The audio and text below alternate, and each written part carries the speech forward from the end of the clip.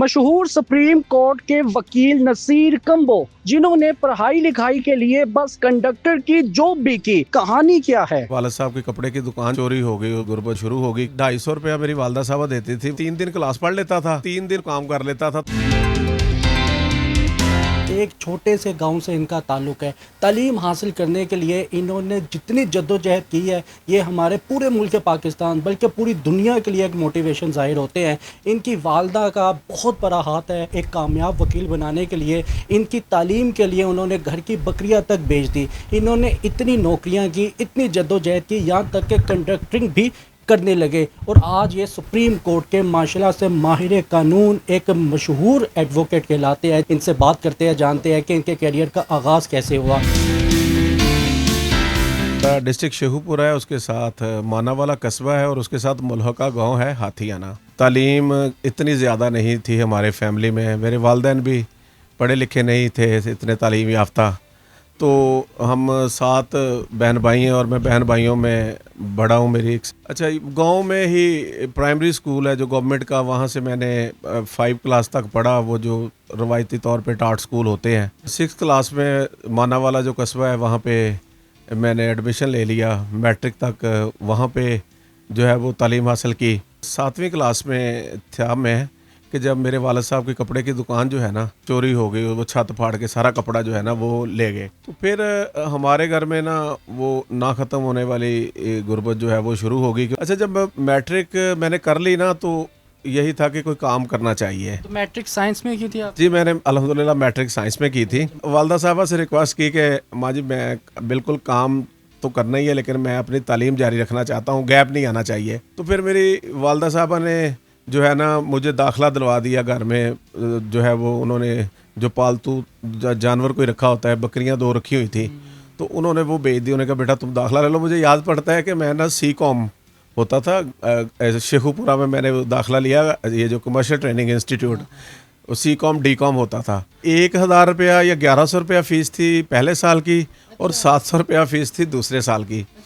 تو میں نے وہ 2 کلاسیں وہاں سے کی، ڈیلی مانا والا آنا سائیکل پہ اپنے گاؤں سے، پھر وہاں سے بس پہ بیٹھ کے شیخو پورہ جانا۔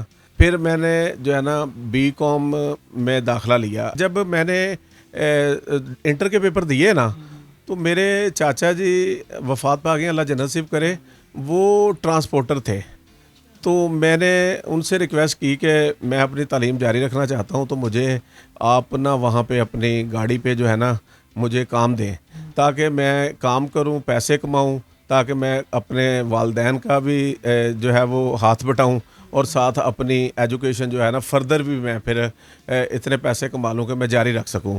تو انہوں نے مجھے پھر وہ جو ہے وہ اپنی گاڑی پہ جو ہے ایز اے کنڈکٹر رکھا۔ تو میں نے 3 مہینے رزلٹ ویٹنگ تھا انٹر کا، تو میں نے الحمدللہ 3 مہینے وہ کام کیا، پیسے بھی اکٹھے کیے۔ فیصل آباد کوہستان کا اڈا ہے وہاں پہ، اچھا اس کے سامنے نا گورنمنٹ کمرشل انسٹیٹیوٹ یعنی government college of commerce Faisal آباد ہے۔ اچھا، وہاں پہ جو ہے وہ میں نے پھر بی کام میں داخلہ لے لیا۔ کالج بھی سامنے تھا، تو میں 3 دن کلاس پڑھ لیتا تھا اور 3 دن وہ کام کر لیتا تھا، تاکہ اس سے یہ ہوتا تھا کہ میں اپنی فیسیں بھی ادا کر لوں، اور میرا جو ہے وہ والدین جو ہے گھر فیملی کو بھی میں اکاموڈیٹ کر لوں۔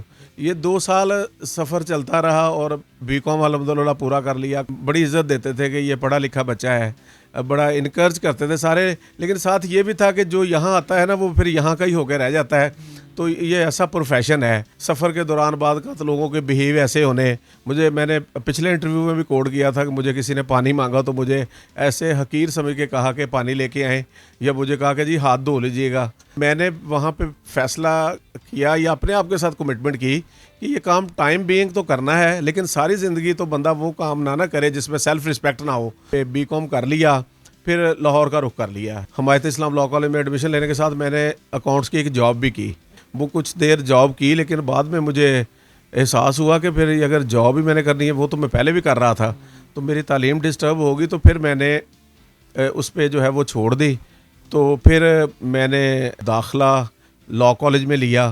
اچھا، لاء کالج کا بھی مجھے پہلی قسط جو تھی نا 4800 روپیہ تھی، وہ مجھے 3000 میرے دادا جی نے یعنی 2000 میرے دادا جی نے دیا 1800 روپیہ، اور 3000 میری خالہ نے دیا، کہ انہوں نے کہا جی آپ ایجوکیشن جاری رکھیں، اگلی فیسیں کیسے دینی ہیں، لاہور میں رہنا کیسے ہے، جو کٹھن سفر تھا نا یہ جاری رہا، اور اس میں مجھے جو ہے وہ اللہ تعالیٰ کی طرف سے مدد مختلف دوستوں کی صورت میں، محسنوں کی صورت میں جو ہے وہ شامل حال رہی۔ حمایت اسلام لاء کالج میں اکرام گجر صاحب تھے میرے ساتھ والے گاؤں کے، تو انہوں نے مجھے وہاں پہ بڑا اکاموڈیٹ کیا، مجھے اسکالرشپ دلوانے میں ان کا بڑا ہاتھ ہے، میں نے لاء اسکالرشپ پہ کیا۔ ایک کالج میں انہوں نے مجھے بھیجا جاب کے لیے، وہاں پہ مجھے پھر جو ہے ہاسٹل مل گیا، میں 3-4 سال اس ہاسٹل میں رہا۔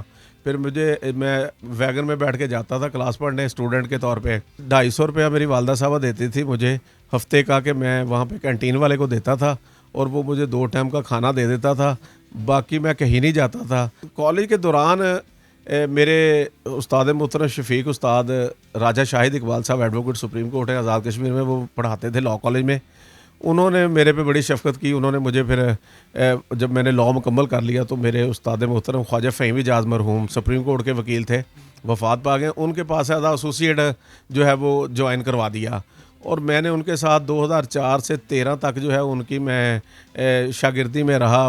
بہت بڑے وکیل تھے، کرمنل لاء کے، سابقہ دہشت گردی کے جج تھے، تو انہوں نے مجھے جو ہے نا سکھانے میں، اور ان کی شفقت کی وجہ سے الحمدللہ آج میں ایڈوکیٹ سپریم کورٹ بھی ہوں، اور میں الحمدللہ 14 سال سے لاء کالج میں استاد بھی ہوں، اور مجھے قانونی ماہر کے طور پہ ہر چینل بلاتا ہے۔ اور اب میرے پیرنٹس کے پاس گاؤں جو ہے وہ لوگ جاتے ہیں، ابا جی کو کہتے ہیں کہ بیٹے کو کہنا، ہمارے بھتیجے کو کہنا کہ ہمارا یہ کام ہے۔ میں اپنے جب گاؤں جاتا ہوں نا تو لوگ اپنے بچیوں کو ایز اے موٹیویشن جو ہے وہ میری سٹوری پریزنٹ کرتے ہیں، کیونکہ وہ ان کی آنکھوں کے سامنے ہے ساری، کہ اگر یہ بچہ، ان کے والدین کے کوئی وسائل نہیں تھے، اگر یہ بچہ پڑھ لکھ سکتا ہے، کامیاب ہو سکتا ہے، تو ہر بچہ ہو سکتا ہے۔ میں سمجھتا ہوں کہ یہ سفر ابھی ختم نہیں ہوا، اور میں یہ جو انٹرویو دینے کا مقصد بھی یہی ہے کہ دیکھیں ہمارے معاشرے میں بہت زیادہ مسائل ہیں، جو لوگ مڈل کلاس ہے یا انڈر مڈل کلاس ہے، یا بہت زیادہ جن کے پاس وسائل نہیں ہیں، تو ان کے لیے موٹیویشن ہونی چاہیے۔ لیکن اگر انسان کمیٹڈ ہے، ڈیڈیکیٹڈ ہے، اور انسان جو ہے وہ مثبت سوچتا ہے اور خدا پہ چیزوں کو چھوڑتا ہے، تو وہ پھر چیزیں حاصل ہو جاتی ہیں۔ کیا یہ آنکھوں کی نمی اس بات کی گواہی دیتی ہے کہ آج بھی آپ وہ منظر یاد کرتے ہیں؟ انسان کی آنکھوں میں نمی جو آتی ہے نا، یہ خوشی کی ہے، یہ والدین کی دعاؤں کی ہے۔ خوشی کے آنسو جو ہے نا اللہ ہر ایک کو دے۔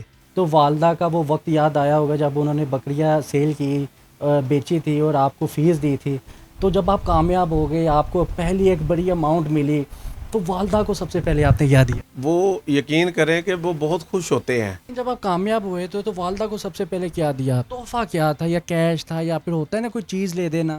پہلی بار دیکھیں، آپ کو پتہ ہے کہ پیسے تو میں کمانے شروع کر دیے تھے 99 سے، تو وہ میں کام کے دوران کیونکہ پیسے کماتا تھا، تو بالکل والدین کو جتنی توفیق ہوتی ہے بندہ کرتا ہے۔ لیکن اب جب جو ہے وہ ہم جب بھی جاتے ہیں، کپڑے لے کے جاتے ہیں والدین کے لیے، ان کی خدمت کر کے جو ہے وہ آنر فیل ہوتی ہے، عزت فیل ہوتی ہے۔ کہ جن لوگوں نے تنقید کی زندگی میں آپ کو، آج لوگ آپ کی کامیابی کے بعد وہ لوگ ملے، پہلے کیسا رویہ تھا آپ کے ساتھ، آج کیسا رویہ ہے؟ آپ سارے دوست، سب بہن بھائی، کوئی بھی نہیں ہے، ہر کوئی اپریشیٹ کرتا ہے، عزت کرتا ہے۔ اتنا کامیاب ہونے کے بعد بھی بس پہ سفر کیا، وہ اپنا کنڈکٹر والا وہ لمحہ یاد آیا آپ کو، سفر یاد آیا؟ دیکھیں انسان اپنے ماضی کو کبھی بھی نہ بھولے، یہ انسان کے پاؤں زمین پہ ہونے چاہیے۔ جب انسان اپنے پاؤں زمین سے چھوڑ کے اڑنا شروع کر دیتا ہے نا، تو وہاں سے انسان کا زوال آتا ہے۔ لاسٹ میں ان نوجوانوں کو خاص طور پر کیا پیغام دینا چاہیں گے جن کی زندگی میں تھوڑی سی بھی مشکل آتی ہے تو وہ ہمت ہار دیتے ہیں؟ جو ڈیڈیکیٹڈ اور کمیٹڈ انسان ہوتا ہے نا، اس کے ساتھ پھر جب خدا کی مدد شامل ہوتی ہے، لیکن انسان کی پہل جو ہے نا وہ بہت ضروری ہے۔ لیکن جب انسان ہی ہمت ہار جائے تو پھر جو ہے وہ پھر کیا کیا جا سکتا ہے؟ تو اس لیے جو ہے وہ نوجوانوں سے یہی ریکویسٹ ہے، شارٹ کٹ کوئی نہیں ہے، تعلیم کی طرف آئیں، تعلیم ہی انسان کو عزت دلواتی ہے۔ اگر آج میں جو ہے وہ ایڈوکیٹ سپریم کورٹ ہوں تو یہ صرف تعلیم کا صحرا ہے۔